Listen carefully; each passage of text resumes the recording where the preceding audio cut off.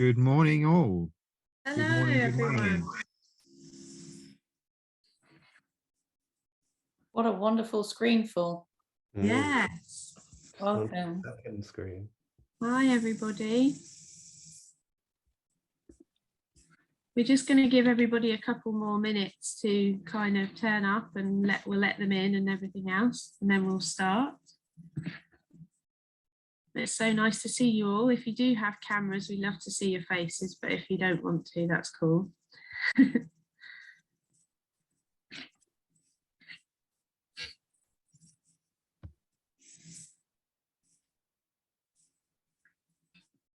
Claire, do you think we have time for like an intro? Yeah, I think that would be really lovely. Maybe just name and college.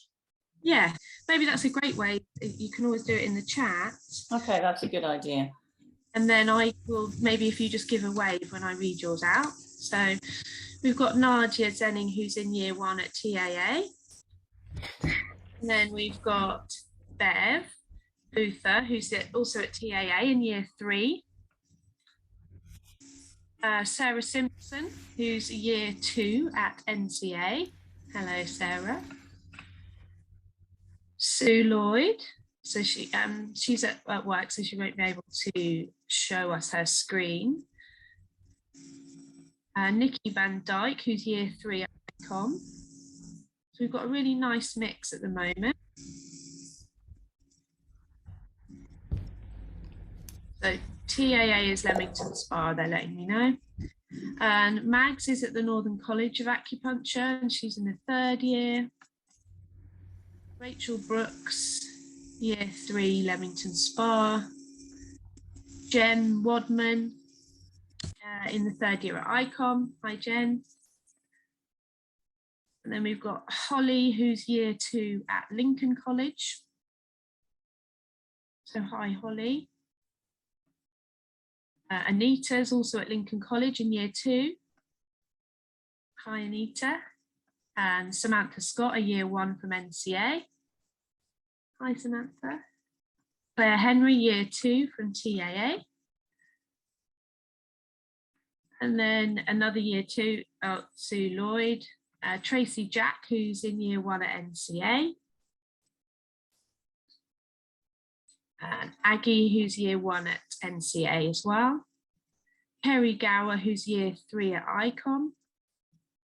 And then Tank is at the final year at Westminster. Kazi's NCA, year 1. Hi, Kazi. And then Deep is year 2 at TAA. And then Jeanette Jeffries, who's a year 3 at ICOM. Hi, Jeanette. So we've got a really lovely mixture of colleges and year groups. Simone, year 2 at Lincoln, which is really lovely. That's exactly what we wanted. We have to say this is the first time we as ACMAC have done an event or an online intro like this. So we're so pleased to see so many of you here with us. I'll just introduce myself quickly. My name's Claire Diola. I'm the ACMAC coordinator. So I'm who you need to speak to if you've got any questions. I'll be contacting you afterwards with a kind of roundup of what we've talked about today. I am recording this, but hopefully you were notified of that as you came onto the meeting, and hopefully you're all fine with that. And yeah, so I'm just going to take you through the proceedings, and we are very happy to have with us today our board member Peter Dedman, who's going to start us off with telling us a bit about the importance of community acupuncture and why you might want to get involved. Peter, thank you for joining us, and over to you. Hi everybody. I come into this a bit unprepared. I was going to prepare what I was going to say this morning, and then it's been full of unexpected and 1 or 2 slightly unfortunate events, nothing serious, the way life comes along. So what I'll do, I'll just start by describing my own experience. I qualified from ICOM in East Grinstead in 1978, believe it or not. and after qualification was sort of like ejected into private practice, underqualified, underconfident, struggling, doing my best. Then I was lucky enough to go on one of the first trips of Western acupuncturists to China, a wonderful experience in Nanjing. And I discovered and enjoyed all the benefits and pleasures of working in a busy open clinic, effectively a multi-bed, maybe 5 or 6 couches, 2 doctors, a nurse, 2 students. It was buzzy, it was fun, it was friendly, it was collegiate. It was a great learning experience for me, but it was also just, I thought, an ideal way of practicing acupuncture. It wasn't private.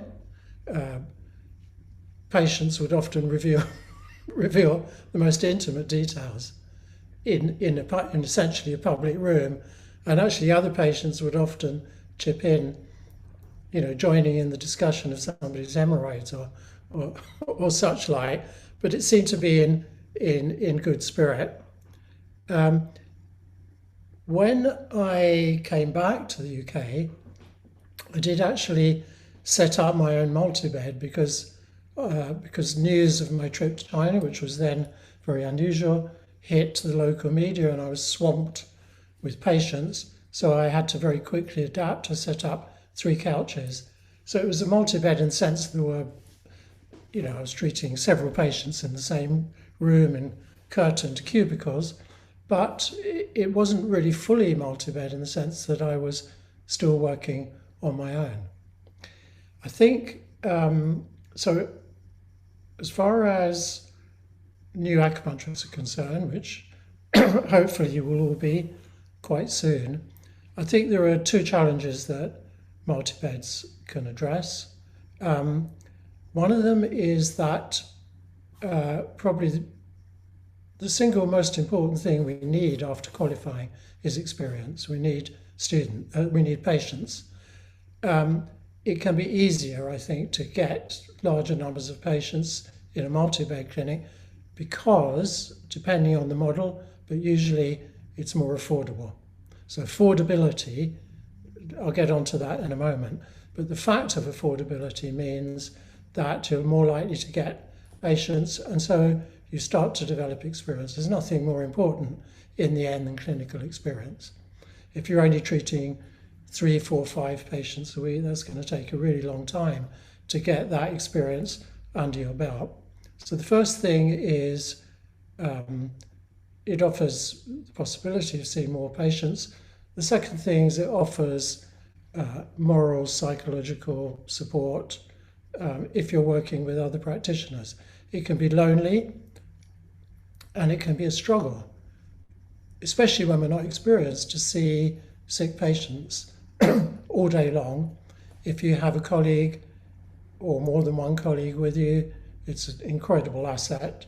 You can consult, you can share your problems and difficulties, and you can have more fun.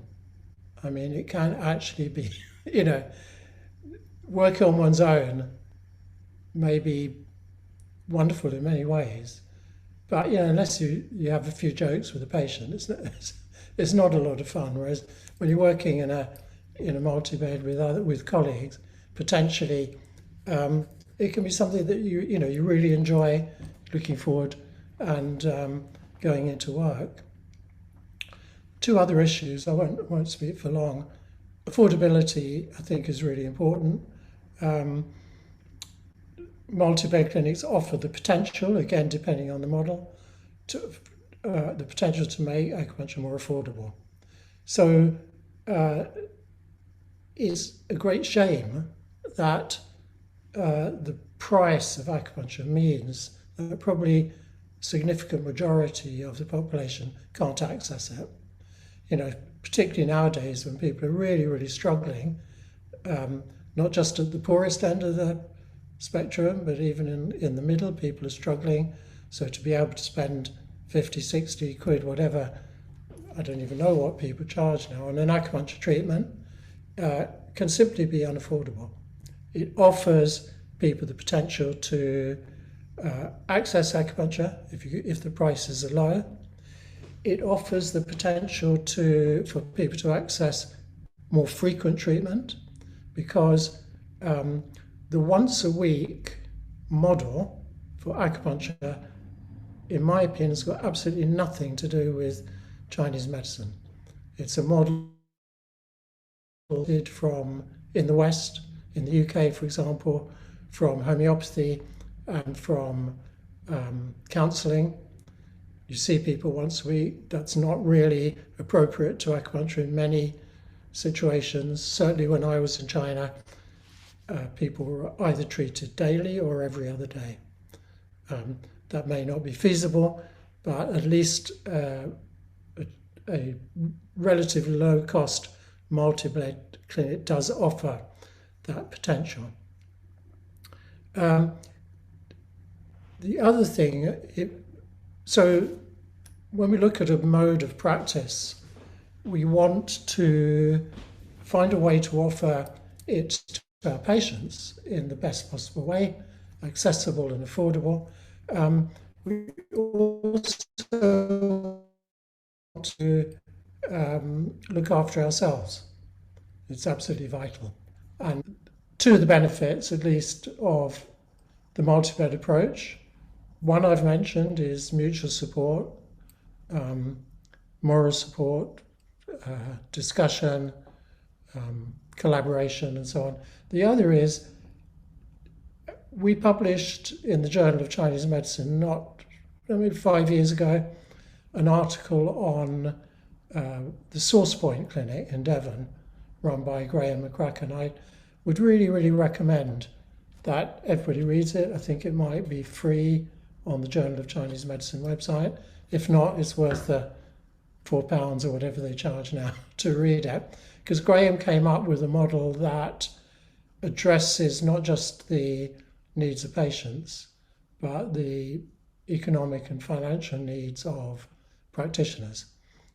Came up with a system whereby in a multi-blade clinic, a minimum income is guaranteed across all practitioners, independent of the number of patients they're actually treating. I think it's probably the most exciting model for multi-blade practice. Maybe, in some ways, the most exciting model for all acupuncture practice. So I really recommend reading that.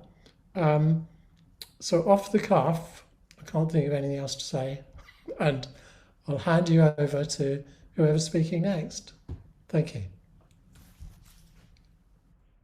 Thank you so much, Peter. And in answer to your question in the chat, Holly, I will make sure that details of that paper are in kind of summary email that I'll send out at the end of all of this. So I'll sort that out for you. Thank you very much for that, Peter. That was brilliant. That's the perfect opening for us. We're now just going to move over to have a few words from the founder of ACMAC, Charlie Whitestone.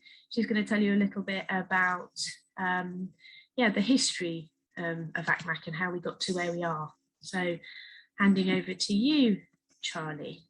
Thank you. Can everyone hear me okay? My internet all right? Okay, so ACMAC came about because I went to a party and got drunk and started talking to an acupuncturist. So, it's good to know that that's where things came from.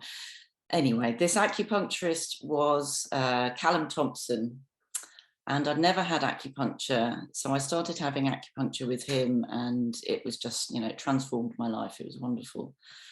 And we got on really well, and we started talking, and he started talking about a clinic that he was going to set up in Brighton, where he was going to treat several patients all in one room together. And by this point, actually, I was so blown away by acupuncture, I was already signed up to be studying at Kickham. So, it really grabbed me.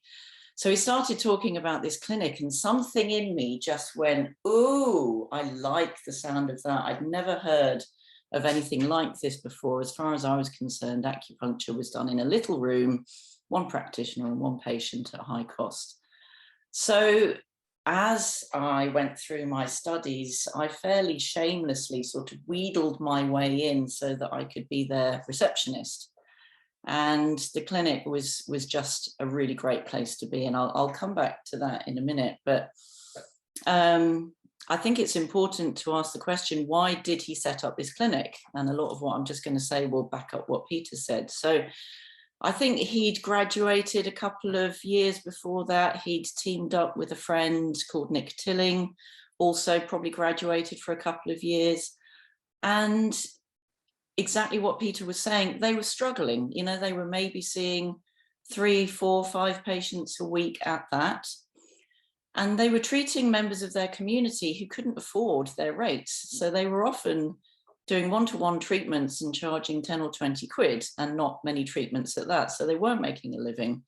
And they realized that they had to do something. So, so Nick had done a study trip to China and had experienced watching people being treated in wards, you know, again, like Peter had described, very, very dynamic and really, you know, really exciting way of receiving treatment and lots of strong treatment. So every day, every other day.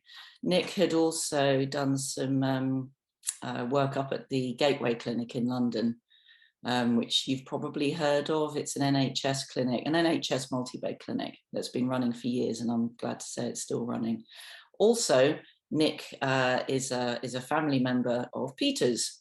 So my understanding is that Peter, Nick and Callum sat around a table one day and had lunch and came up with a new model whereby lots of patients would be treated in one space by Nick and Callum. So that was why it came about. And yeah, like I said, I was lucky enough to become a part of this clinic while I was studying.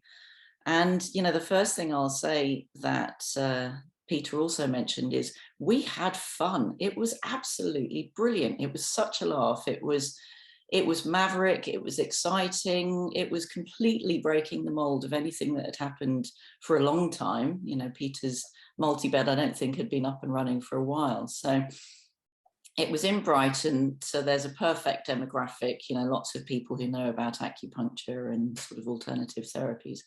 And the patient numbers just went through the roof. You know, it was brilliant. We were charging £10 a treatment, and it was a wild success.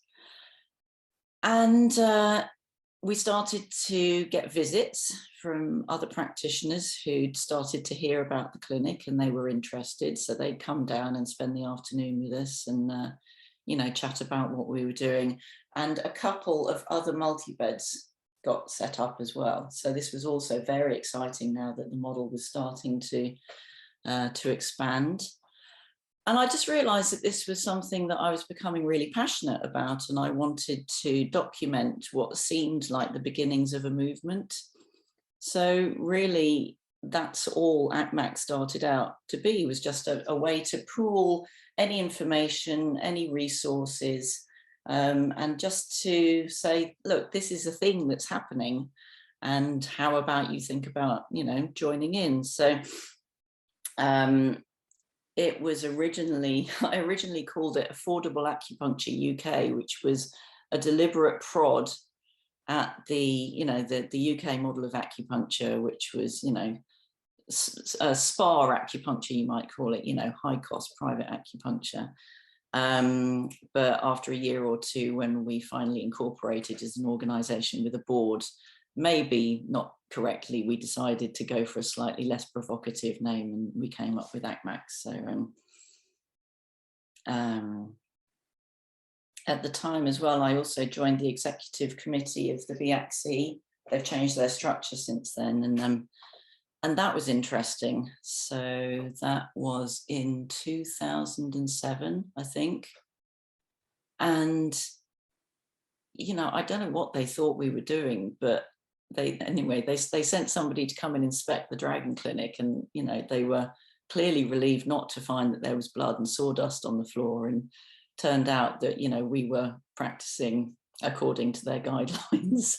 So, you know, there was some antipathy and definitely some lack of trust about what we were doing, because it was really shaking the foundations of the established model. But anyway, they decided we were okay. So anyway, so 2007, ACMAC became an incorporated organisation. Peter joined the board and has remained a member ever since. And thank you, Peter, for your support over all these years. I think our first conference was in 2009. And again, it was just a wild success. It was fun. We had great speakers. We enjoyed making our conference exciting and maverick and not at all like the BACC conference. And I think we had about 50 or 60 people there, which felt like a real achievement. So, you know, the word was getting out, and yeah, it was great. We had another great conference in 2012 when Lisa Rohleder and Skip Van Meter came over from America. And, you know, again, the working class acupuncture model and poker co-op was really taking off in the States. So to have them come over and, you know, cross-fertilize, and it was all a lot of fun. So, you know, a lot of what we promote here is working within and for our community. And like Peter said, that's for the benefit of our patients. Accessibility is key. In my opinion, you can have the fanciest, most esoteric, most incredible medicine, and if patients can't afford to come and see you, your medicine is useless. You know, you can't do anything for your patients if they can't come and see you. So increasing accessibility is absolutely key. So anyway, so, you know, as the years have gone by, multi-bed acupuncture has gradually become more mainstream, I'm pleased to say. It's so wonderful to see you all here today, because this is what keeps us going. And I would like to make a shout out for multi-bed acupuncture as a way to come straight out of college into practice. You know, the way we're taught in the UK colleges, I think, you know, certainly I got very, very good at writing essays and less good at sticking needles in people. I took myself off and did a NADA training whilst I was studying, and started working in a NADA clinic just so that I could start needling. So I don't know about you, but I think there's a lot of nervousness that as we come out, it's like, oh my God, it's going to be difficult enough to do one treatment, let alone 2 or 3 at a time. And all I would say is start off gradually, but this is a great model to come straight out into, and we are here to support you in that. One of the main roles that I have now in ACMAC is teaching workshops on how to set up and run a clinic. So if you want to come along to one of those, we really dive into all the details about what you need to do in order to get the confidence up so that you can set up your own clinic.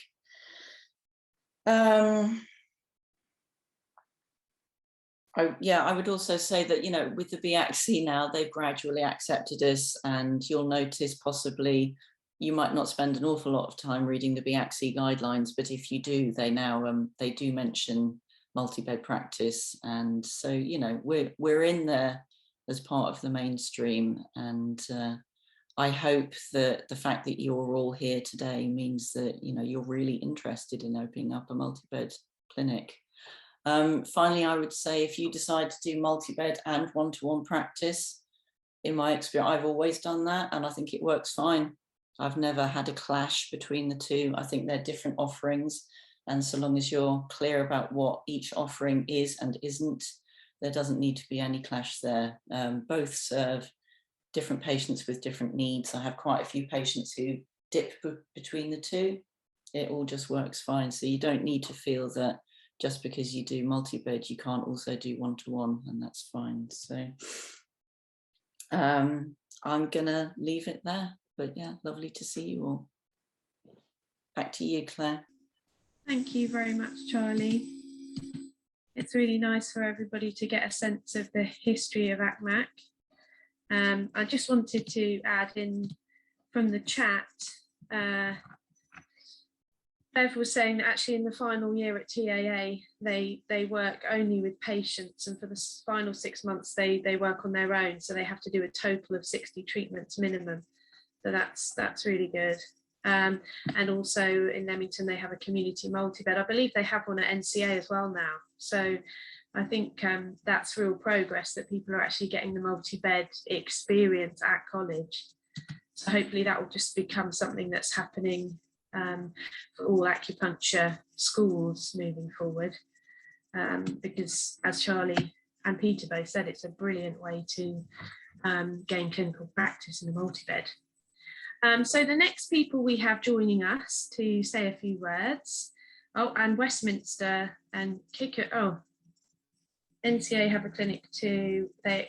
We have to do 400 hours over the 3 years. So that's a lot of clinical hours. That's brilliant. So the next people I'd like to ask, there was a multi-bed at ICOM as well, but it hasn't come back since COVID, is what Nikki's just letting us know. So it was there, but it has not yet reopened. So that's brilliant. So already that's pretty much most of your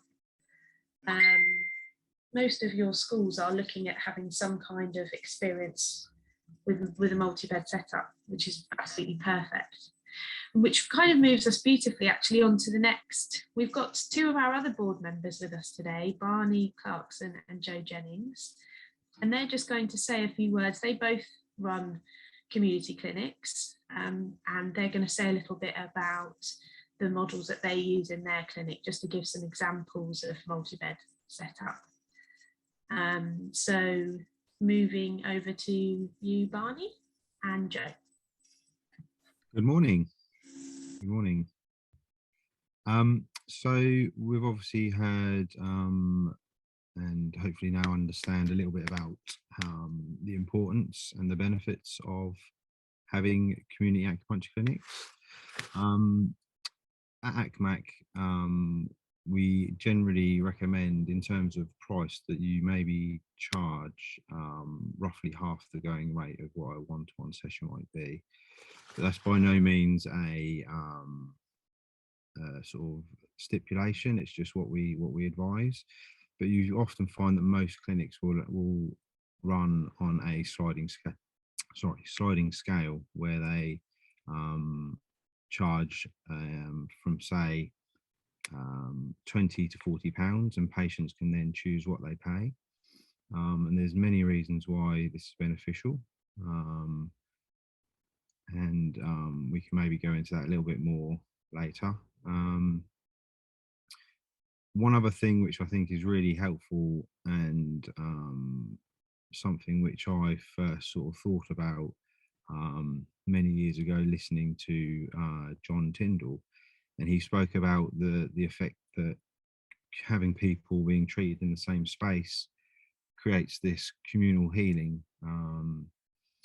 And he used the analogy of battery cells, and how when you have many people all sitting quietly with needles in, experiencing like a healing effect, of how that almost amplifies the benefit of other people in the room.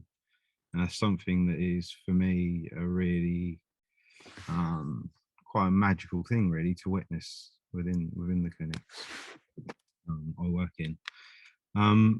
So in terms of setting up a clinic, there are no real rules, and I think every clinic is different in its own way, and in many ways, I suppose, reflects the practitioners that set them up.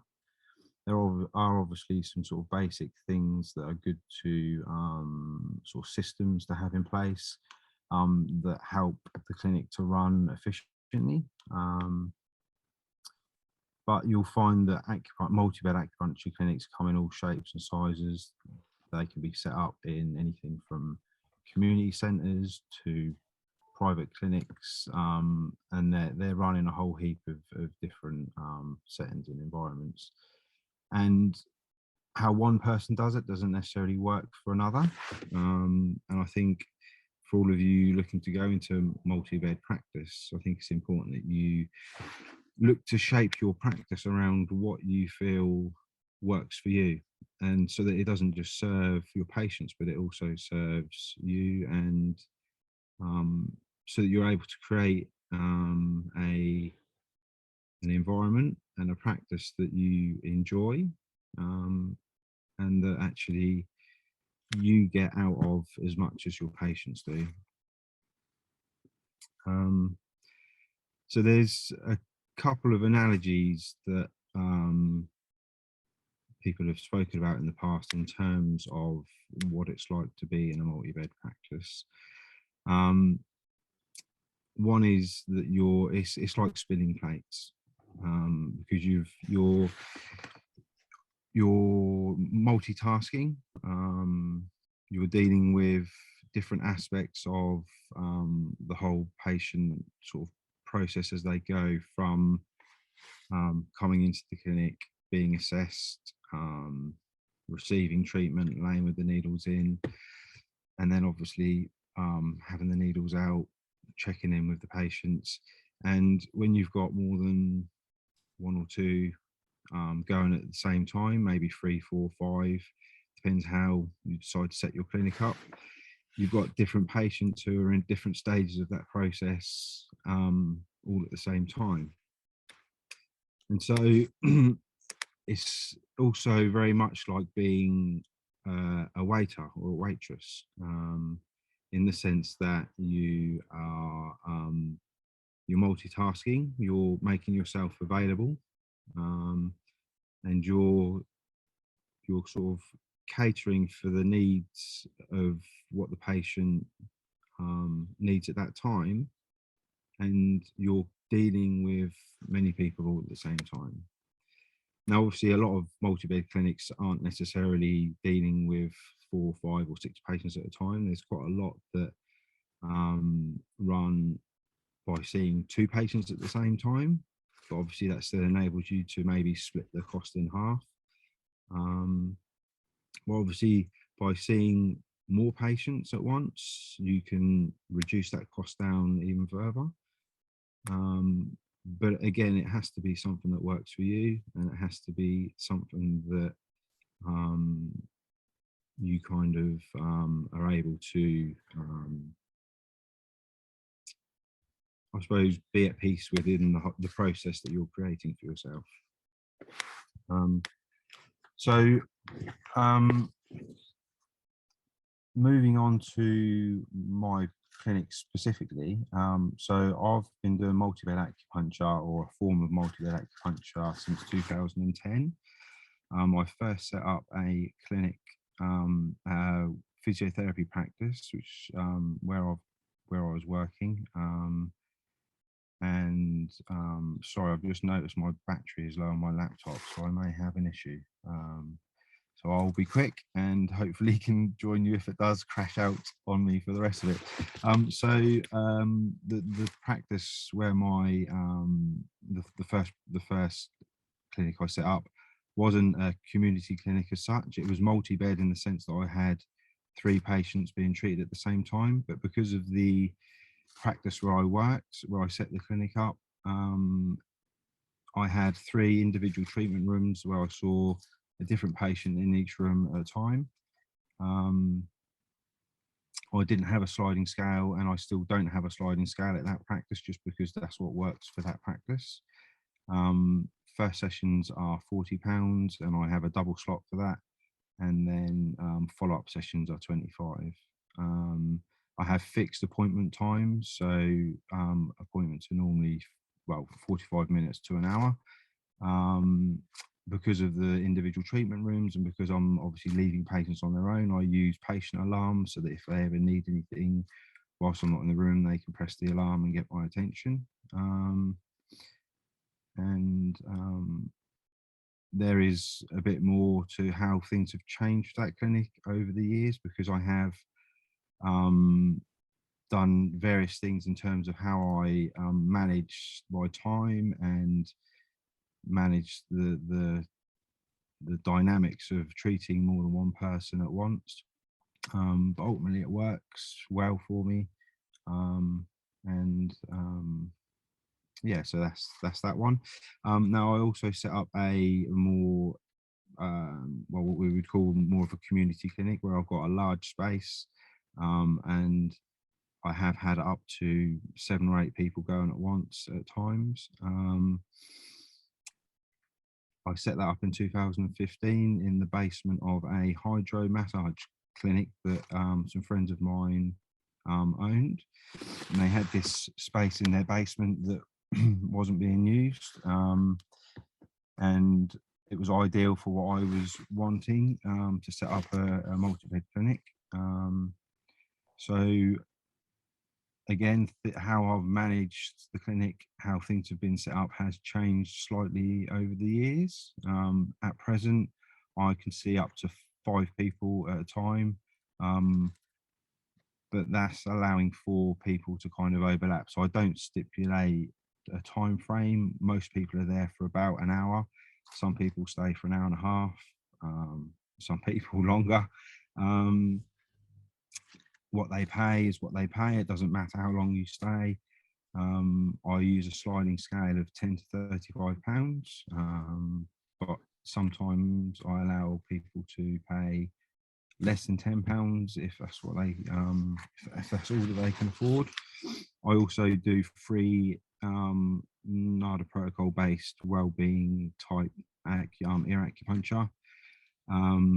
Most people make a contribution for this, so some people happily contribute £5–10 for that. Some people just pay £1 or so, but again, it's whatever works for the patient, really. So yeah, I don't know what else to say about that. I'm sure there'll be questions. If you obviously have any questions about anything I've said, then we can deal with that at the end. I hope I didn't ramble too much, and I will pass you over to Joe.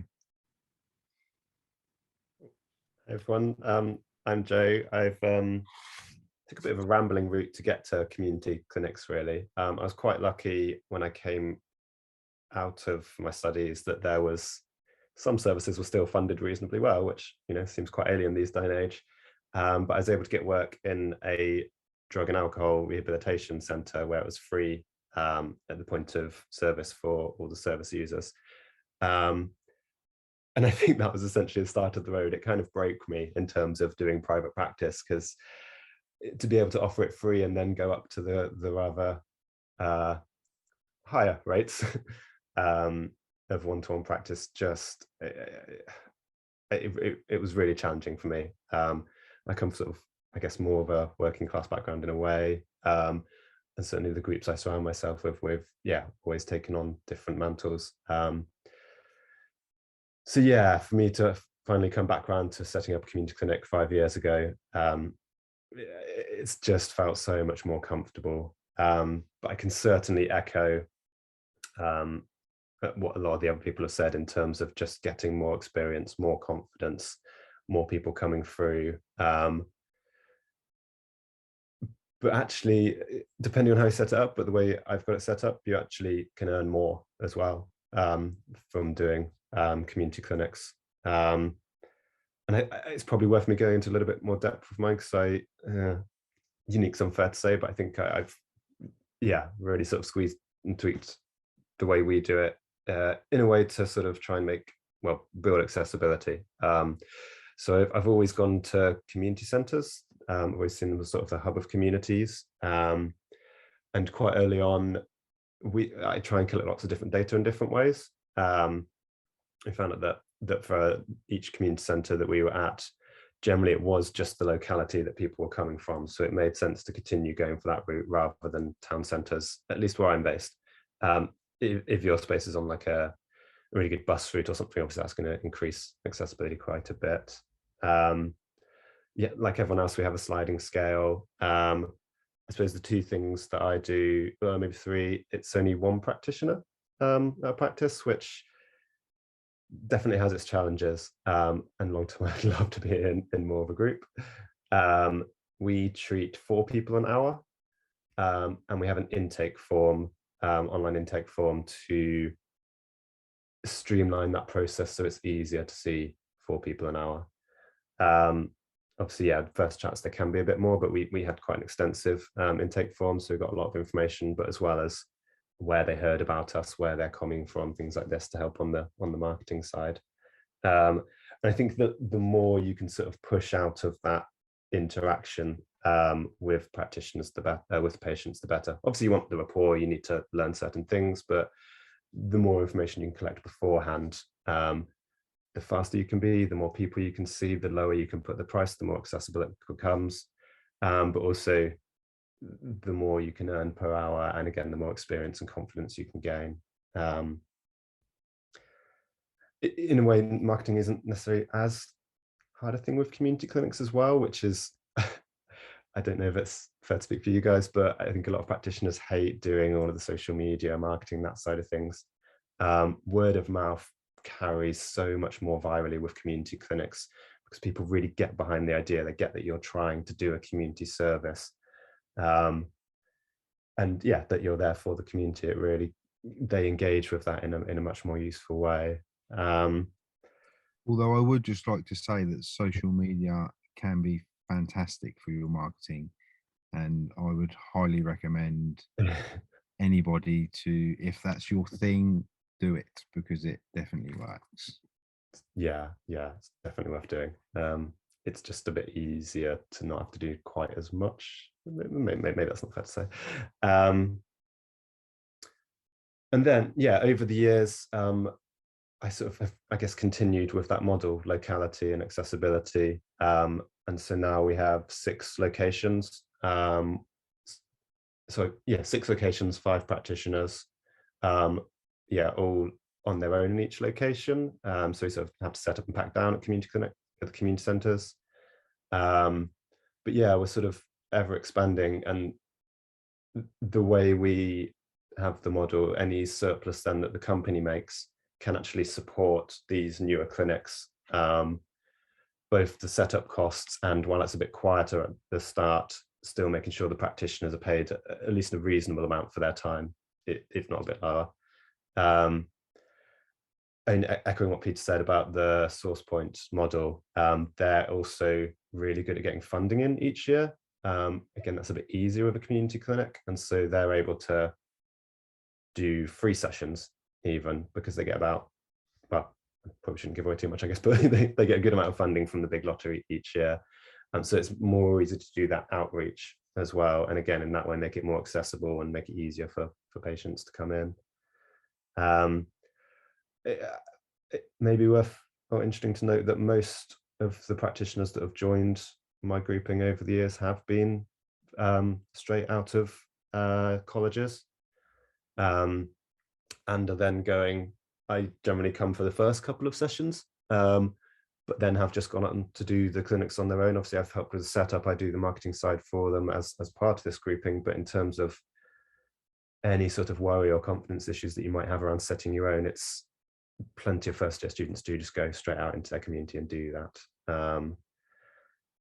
But yeah, there's support that we have here as part of ACMAC to help you through that.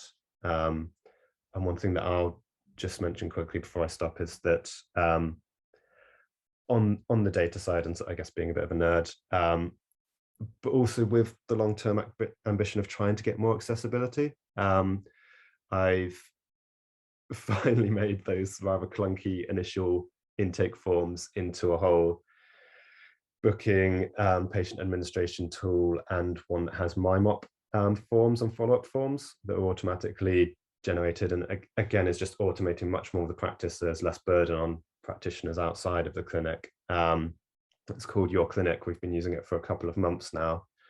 And I suppose the long-term ambition of that is collecting all this MyMop data. We can then make it much easier to get funding, hopefully make it a bit easier to advertise what we're actually good at by talking with the Advertising Standards Authority, but then with the long-term ambition of integrating more and more so with the NHS, like again, SourcePoint and Gateway Clinic have been able to do quite effectively.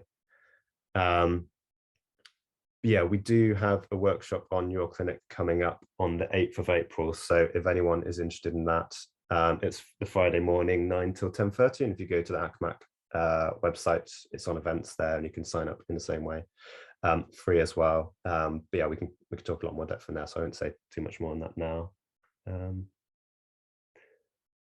but yeah, I think that's probably everything for me. So yeah, I'll hand it back to you, Claire. Thank you very much, Joe and Barney. Thank you. It's great to have some examples of clinics. So it's great that also so many of you have already seen examples at your various colleges and stuff. I'm just going to say a brief bit about myself and how I came to multi-beds. I was quite similar to Peter in that I did my clinical placement in Beijing, and that's where I saw what really blew me away, seeing multi-beds there, because I just couldn't understand why I'd never seen them here. And then I just kind of came away and got on with private practice until I discovered ACMAC some years later and started working in multi-beds about 6 or 7 years ago. I actually work at HCA with Charlie.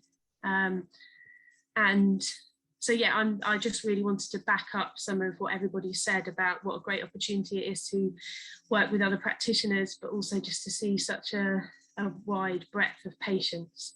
And for myself personally, before I started working in a multi-bed, I'd accidentally kind of fallen into the trap of only doing women's health and fertility, not really necessarily on purpose, but just that's the patients that I started to see, and then that just became all the patients that I got.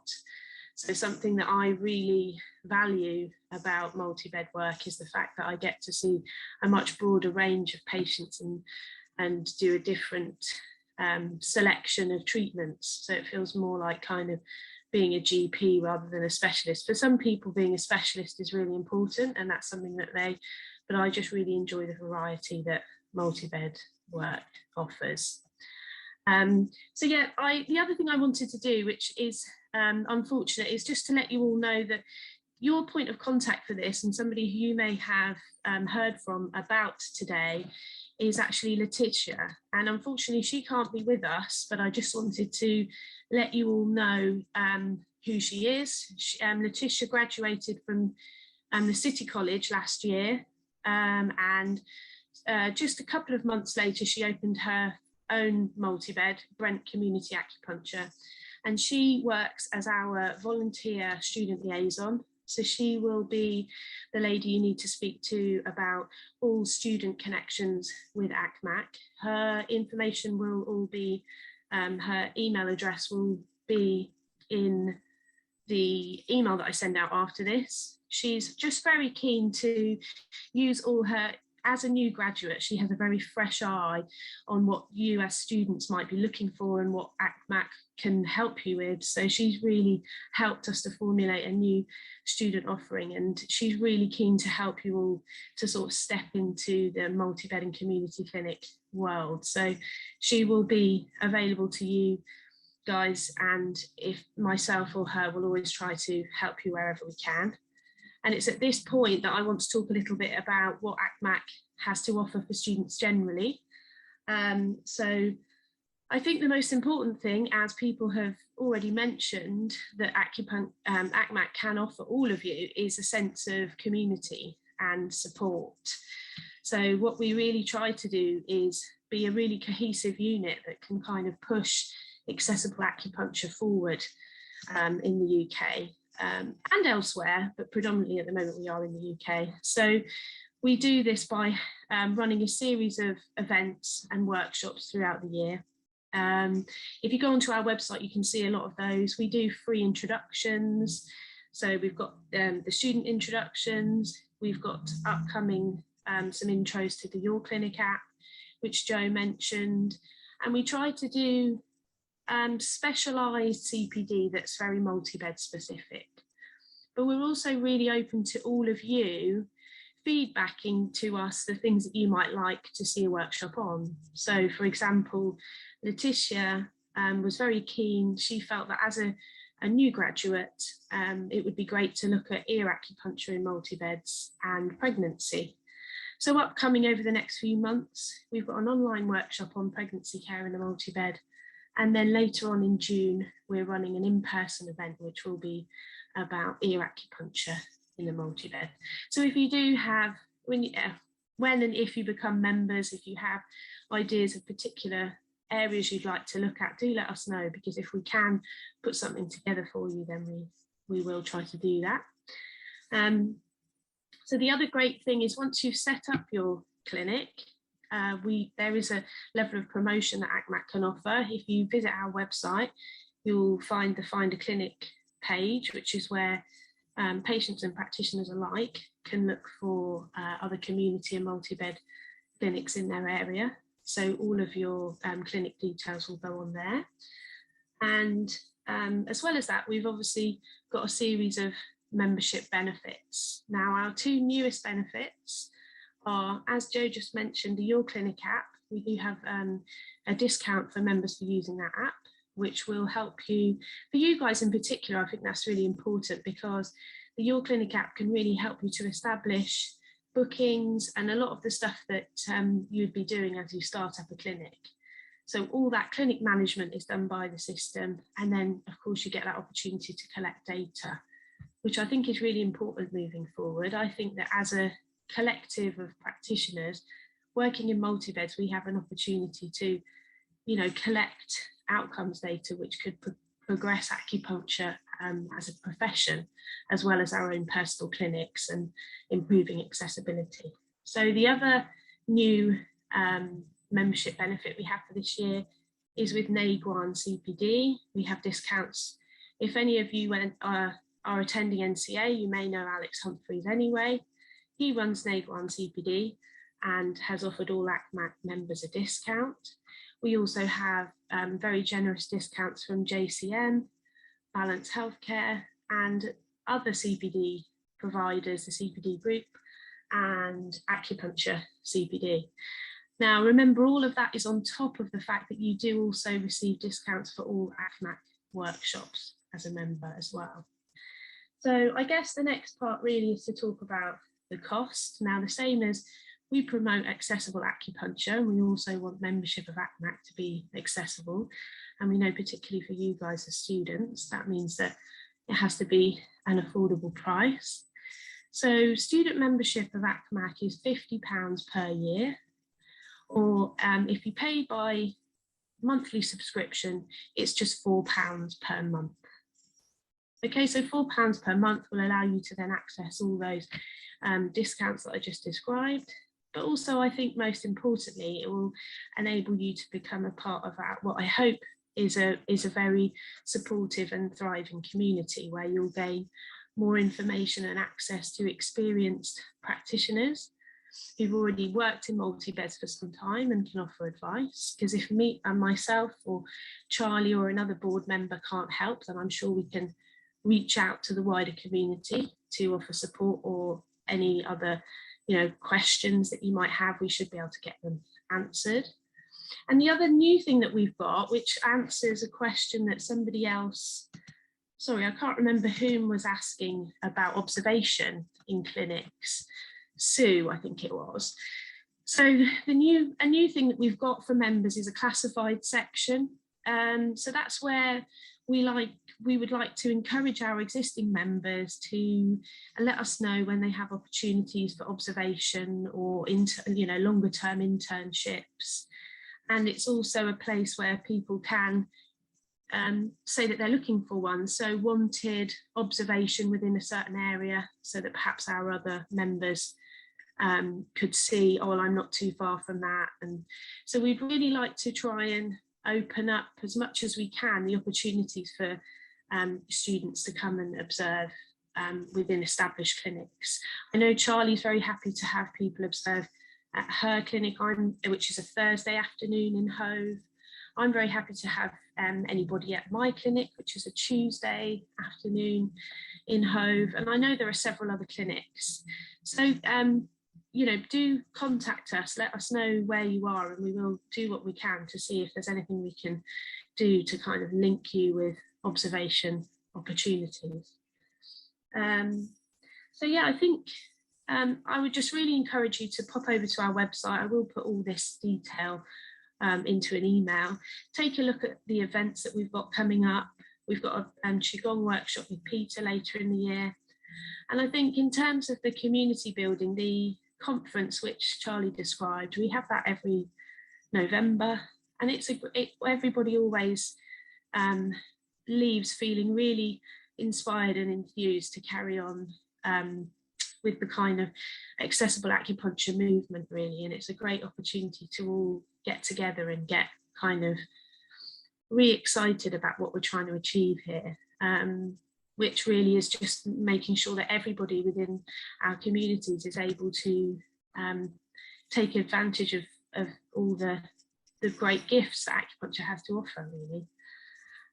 So I think that's pretty much all that we have to say as ACMAC.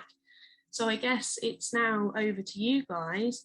I don't know whether it's best if you'd want to use the little hand things, or whether you'd like to put into the chat your questions for Peter, Charlie, Joe, Barney, or myself, if you had any. Oh, there's a little hand. Now I have to find the hand. Holly, do you want to unmute yourself and just ask? Yeah. Thanks, Claire. Thank you, everyone. It's really interesting to hear your experiences.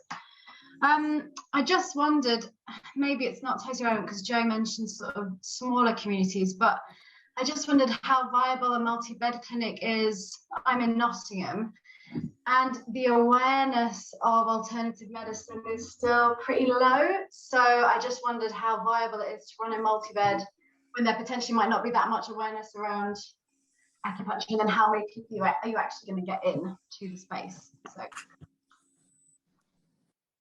that's to anyone. Yeah. Go on, Joe. Yeah. Go.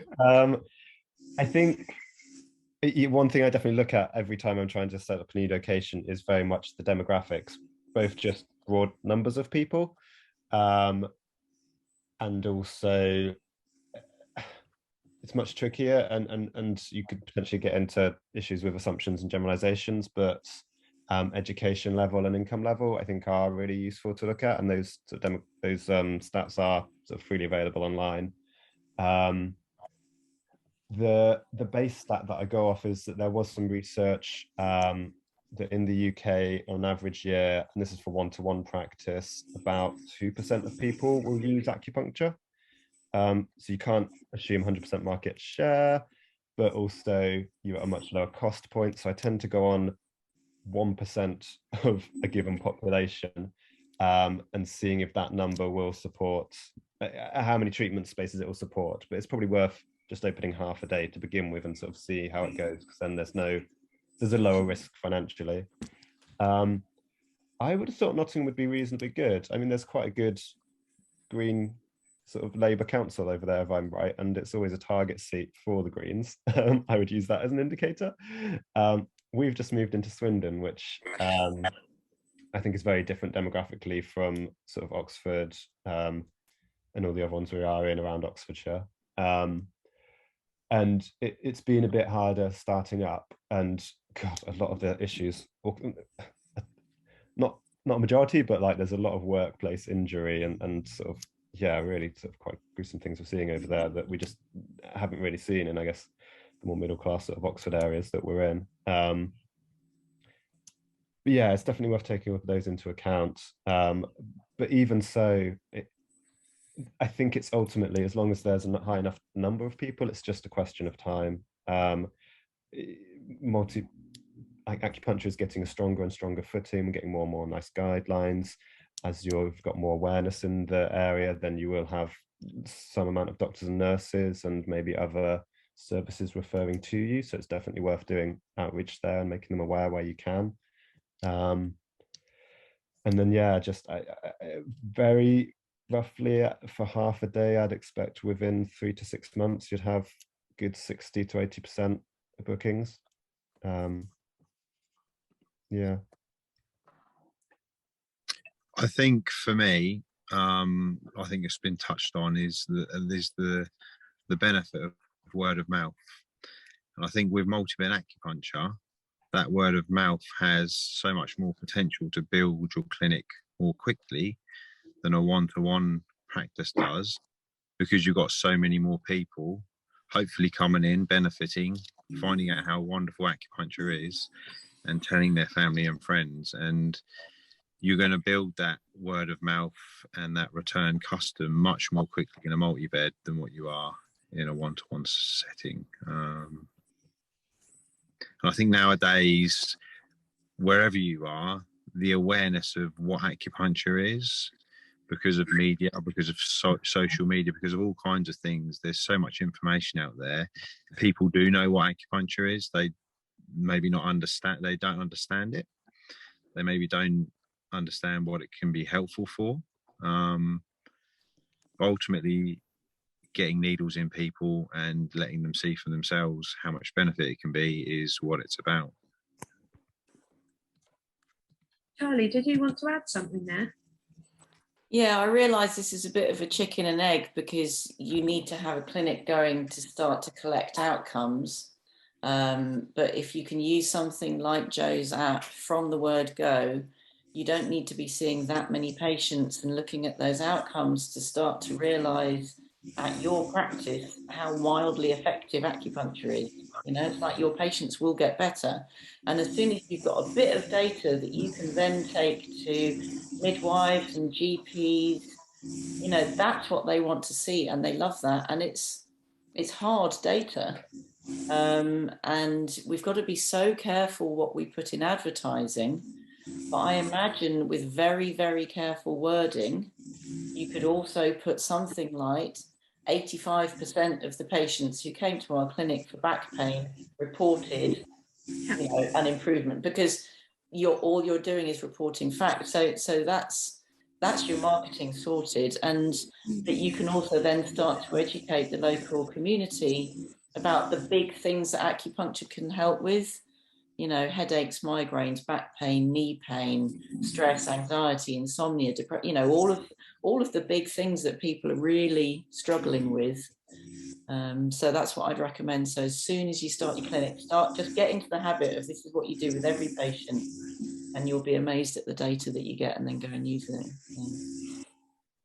In so many ways, you guys are really lucky, because you'll be starting from scratch. So as Charlie says, you can kind of, you know, start that, you know, get the Your Clinic app and just start it all off that footing, and then you're just literally going to have this absolutely priceless data that's going to be perfect for all your marketing. Just one more question from Jen.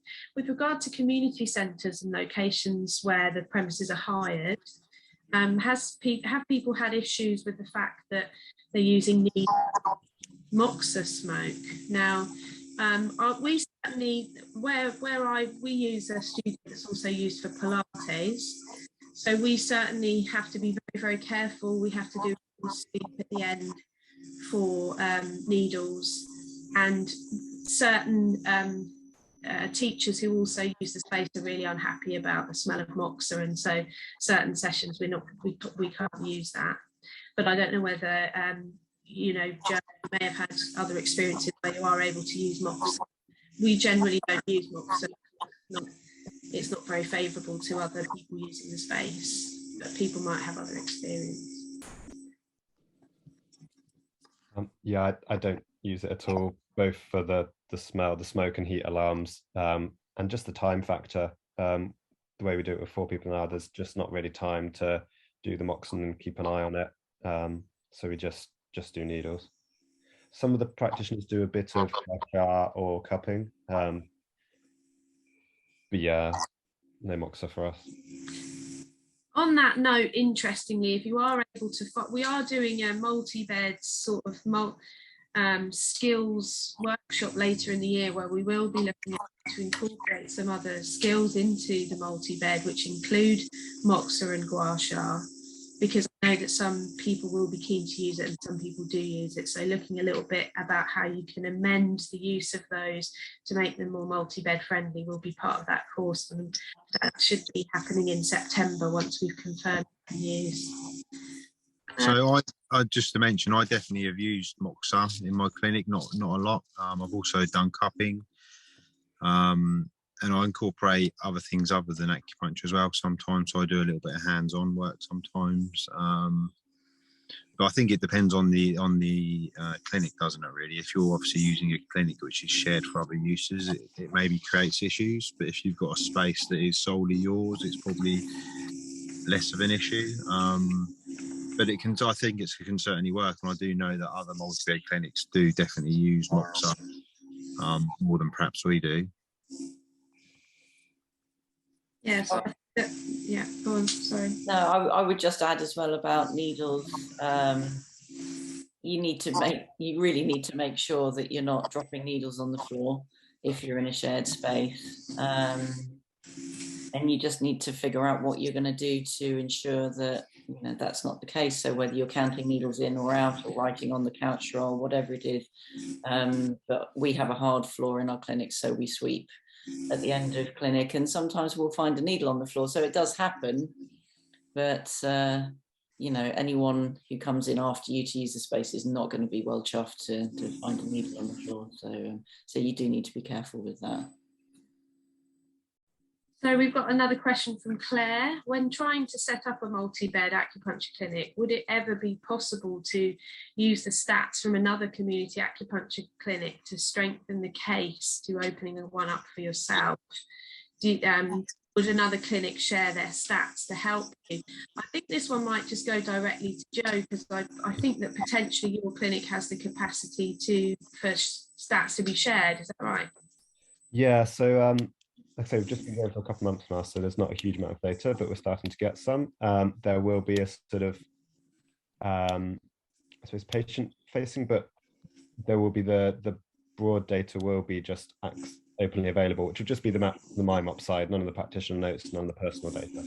They're all anonymized, but that will be freely available for people to use.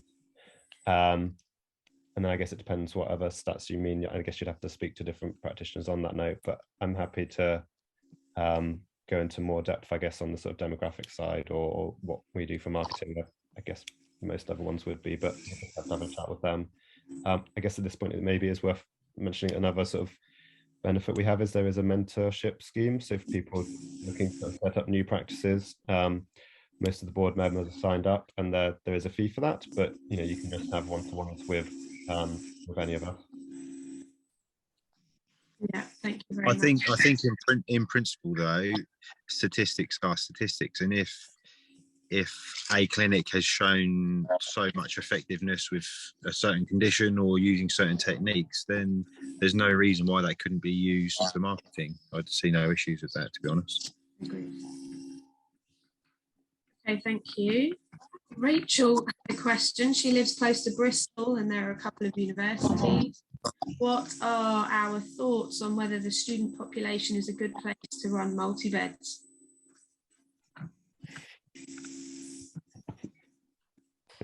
I agree, Joe. Yes.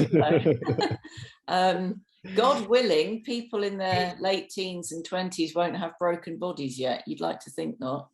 So it's, you know, you need to think about what these they may equally have broken minds, though. I think that's right.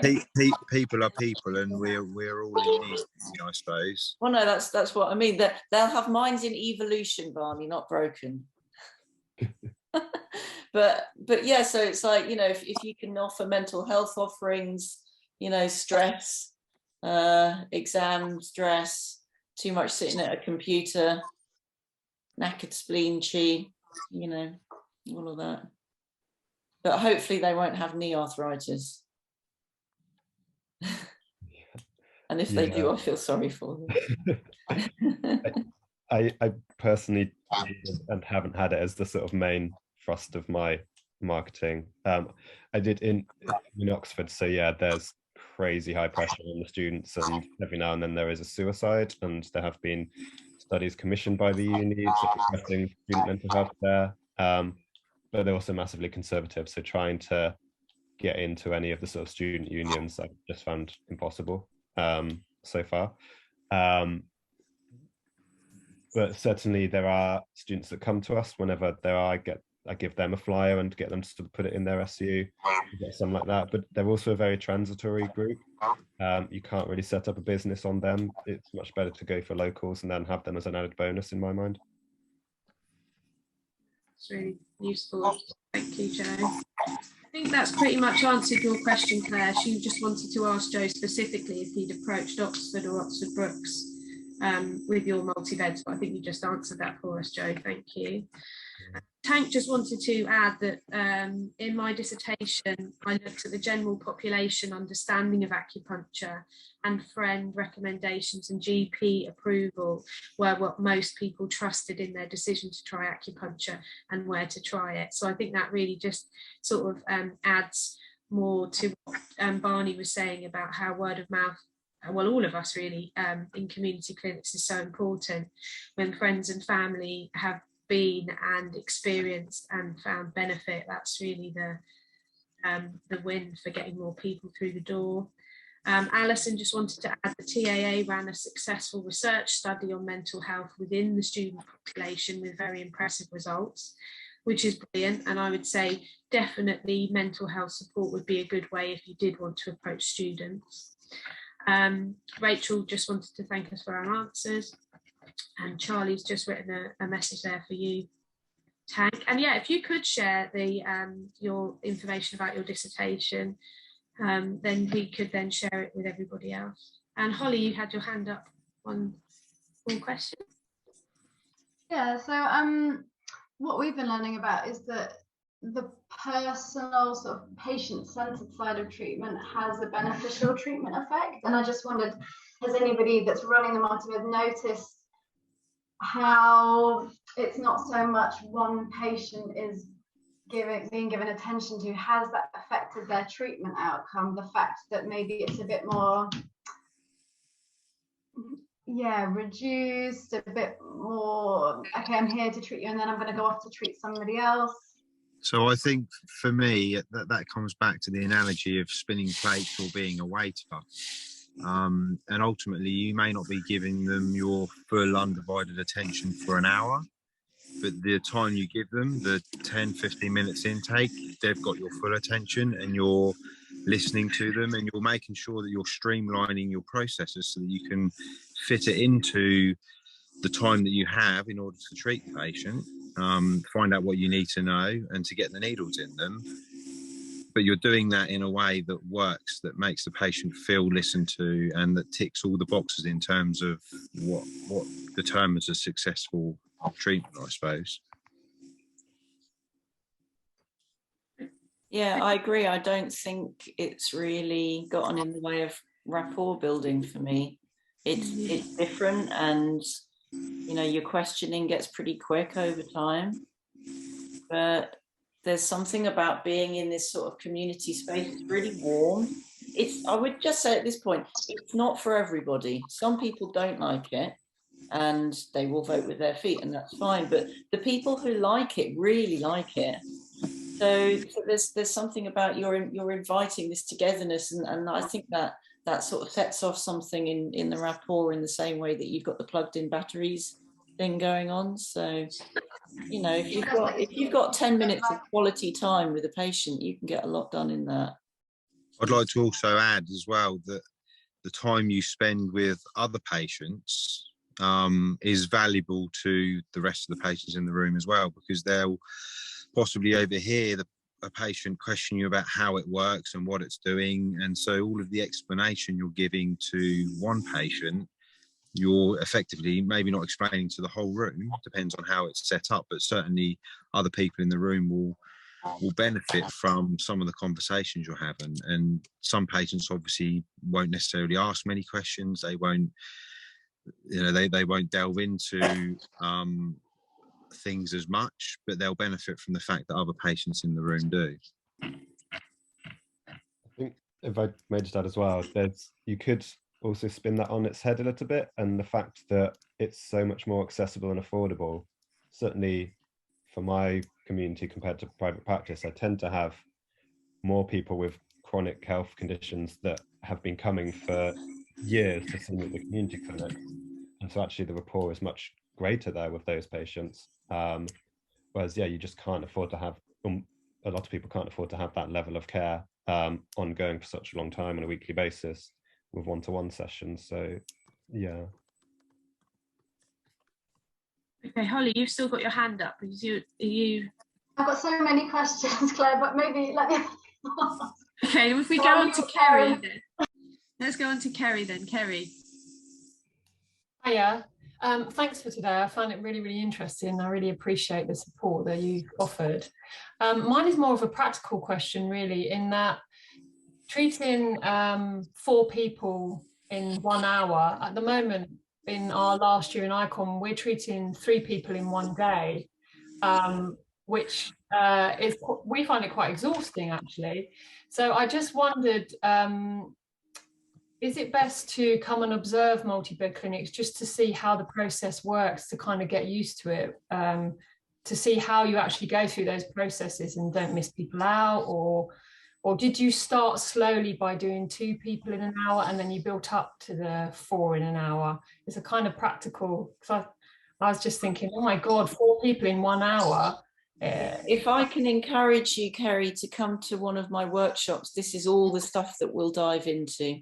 Right, okay. In great detail, and it's only a small group. It might be 3 or 4 or 5 people, and we can really just pick apart how you want to set up your clinic and how you can go through those stages of finding your confidence and building up, because you do need to go in slowly to start off with, and just figure out all these processes and then gradually build up to whatever speed, you know, feels like full capacity for you. But yeah, if you can, then we'll dive into all that at depth. Okay, brilliant. Thank you. We do have a new version of the how to set up, which is specifically for students and new graduates as well. So that's really tailored towards you guys who are straight of school, college. So that one would be worth it. I'd definitely Sure. like to go the workshop with Charlie. Just very quickly on mine, I actually started with 6 people an hour, which was stupid. Go to Charlie's workshop, learn the clever way to do it.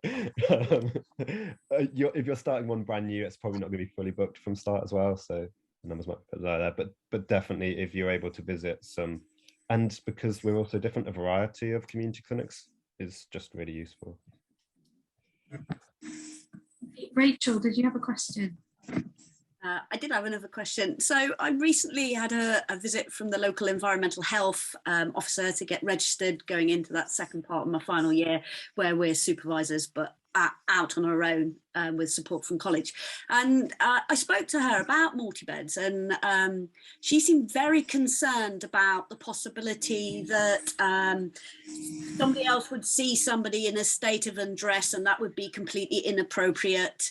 And I did say to her at the time, having seen multi-beds, that, you know, people aren't exposed and there's blankets or there's screens or that kind of thing. So I guess my question's 2-part. How do you approach that in your clinics, and whether you've had any problems with your local environmental health over setting up a multi-bed space and how you addressed it? Charlie, can you answer that for us? So first thing I would say is that should not be her concern. That's got nothing to do with yeah, that's got nothing to do with what she's there for. You know, she's there to check your carpet and your hand washing and accessibility and all that kind of stuff. So just make sure that she doesn't, you know, not certify you because of something that's got nothing to do with her. And I would agree that, yeah, these are all the things that you need to think through. So that's a really valid concern. So how are you going to mitigate that concern? What are you going to do about it? Again, we'll unpack this ad nauseam in the workshop, but I would say, you know, think things through, like, are you going to use screens? Are you going to use blankets? Are you going to ask people not to undress? Are you going to use distal points? Or are you going to educate people before they come in? That's a big one. So people have some education about what to expect as they come into the space.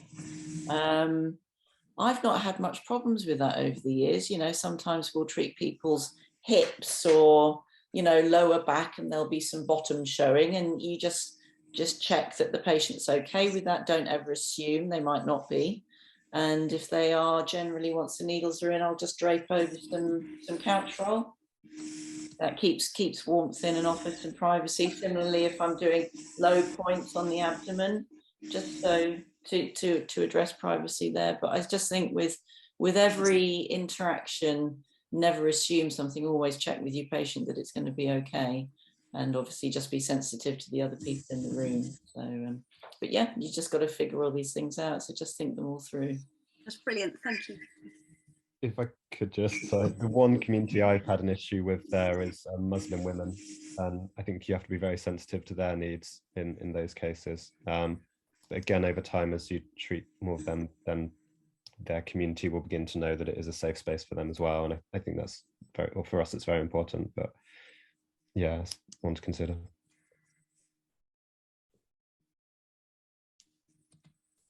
Okay, great. Is that all the questions? Kind of. I'll throw my last one out there. Yeah. It's similar to I think it was Jackie, was it, that mentioned? I'm just wondering about practitioner burnout and what the sort of, if you are running a multi-bed, like, yeah, like what is the likelihood of sort of becoming stressed? Because it sort of seems counterintuitive if you're going to get stressed and be sort of, yeah, flat out all the time. So I just wondered about that. I think the volumes of patients you're seeing more quickly helps with that, because I think it's the psychological kind of fatigue of having to think and analyze and decipher what's going on with patients is what creates a lot of that stress, I guess. And when you're seeing lots of patients, you learn to cut through things a little bit more quickly and a little bit more clearly, and you learn. You develop your confidence much more quickly. You develop your understanding of things much more quickly because you're seeing more people. So I think that process maybe is something that you work through more quickly in a multi-bed than what you would perhaps do in individual patients, just purely because of the volume of people that you're seeing. But I think it's something that kind of evolves. And for me, I've been doing various forms of multi-bed in different ways over the years, and I've done it where I've seen maybe 2 or 3 at a time. I've done it where I've seen up to 8 or 9 people at a time, and I'm getting to a point where I'm sort of finding a happy medium of what works. But it's being able to figure out where you're at the moment, come up with some kind of plan that you think you can cope with, whether that just be 2 at a time to start with, then do that, and make it work for you, really. That's the most important thing. I think the clinic has to work for you and it has to feel right. I think until you start doing it, you won't necessarily know exactly what that is, and it may be a bit of a beast that kind of changes with time as you evolve and as you develop as a practitioner. I just wanted to add what Kazi's added into the chat, because it's really nice. Just saying, I'm really pleased I've stayed up after a night shift to listen to this talk. As a year 1 student, I have done a POV and was rethinking if acupuncture was the right thing for me. I realised how lonely being a new practitioner is going to be. I now have a new outlook on how it can work in a multi-bed clinic. So yay, we've about that. That's exactly what we were hoping for. So yeah, definitely. Thanks, Kazi. I just wanted to add something to the question as well. So I'd say 2 things.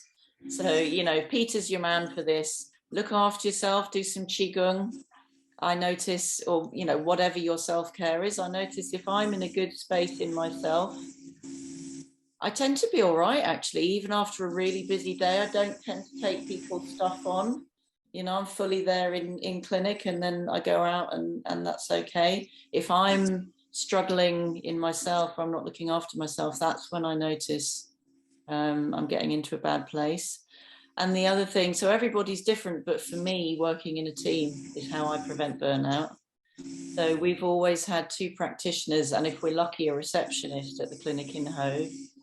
And over the pandemic, we had to cut that back because of the spacing between beds. So we just had, and still have in most sessions, 1 practitioner.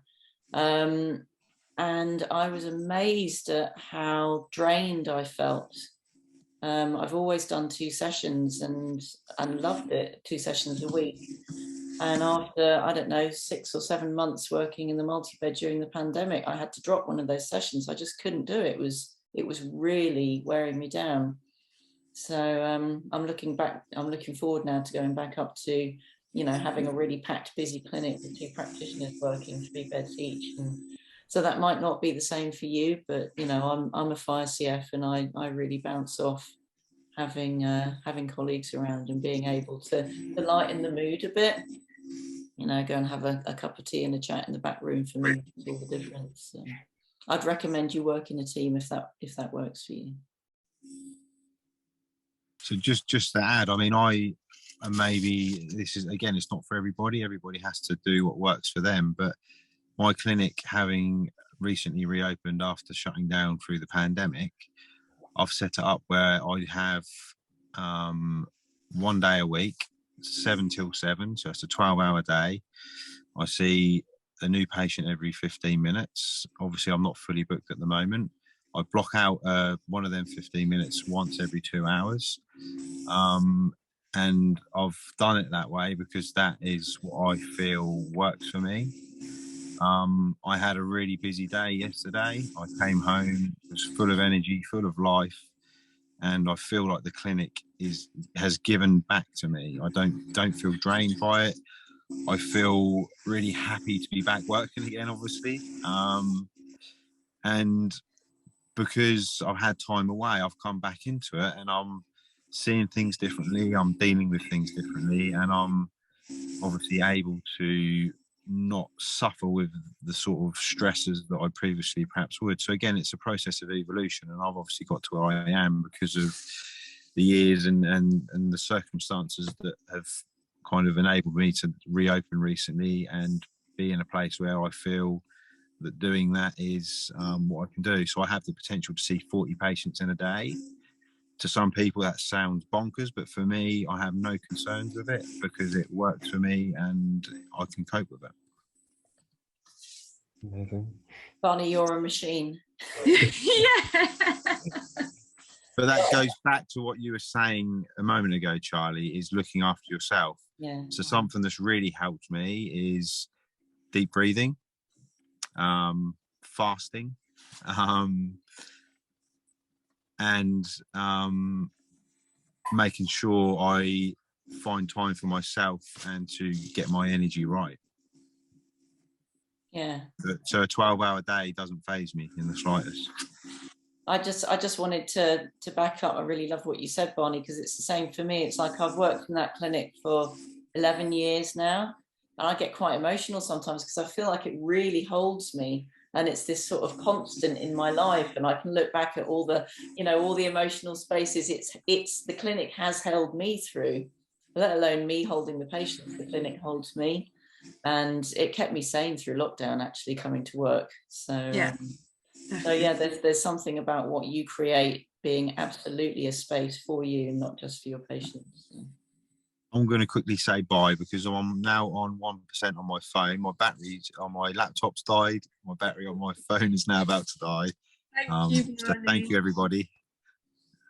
Thank you.